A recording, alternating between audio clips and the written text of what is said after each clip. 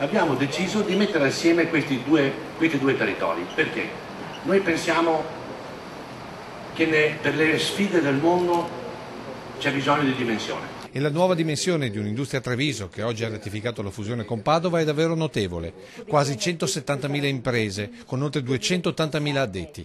Assindustria Veneto Centro, questo è il nuovo nome, è da numeri economici la prima associazione in Veneto e in Italia la seconda, solo dietro ad Assolombarda. La firma al veneziano Palaexpo di Marghera, nell'assemblea che con il titolo Costruire un nuovo triangolo industriale già punta a nuove aggregazioni. È un triangolo rappresentato da Padova Treviso con la nuova associazione, da Milano e Bologna. Un obiettivo importante per numeri e peso internazionale. Sono sostanzialmente 8 province che sono i vertici di questo triangolo.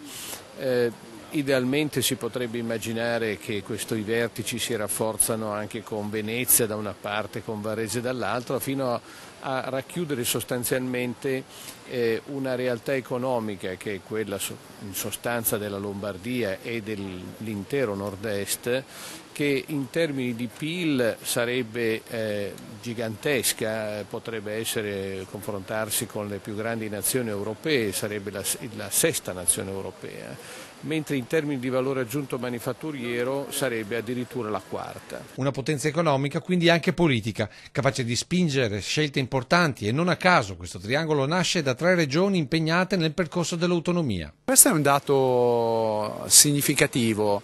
Molto probabilmente questa richiesta non è una richiesta di autonomia intesa come le 3 regioni che si vogliono staccare dall'Italia, ma che vogliono avere quella possibilità di avere quei fattori abilitanti, come dicevo prima, per poter crescere ancora di più. Ma per crescere e quindi garantire lavoro e benessere ai territori, gli industriali chiedono infrastrutture, senza se e senza ma, ad iniziare dalla TAV per arrivare alla Pedemontana. Un'area metropolitana si caratterizza per essere connessa. Allora, se noi vogliamo essere area metropolitana, ma dopo non che 6 mesi, perché da Padova a Treviso che vuoi 2 ore, andare a Milano non che sei il treno, questo non posso farlo, allora noi non siamo più niente. Allora, come dicevo prima, allora invece TAV sì, TAV no, cambiamo progetto, facciamo il Bernina, andiamo a vedere le colline del Franciacorta e quelle del Prosecco e andiamo a vedere chi ci mantiene.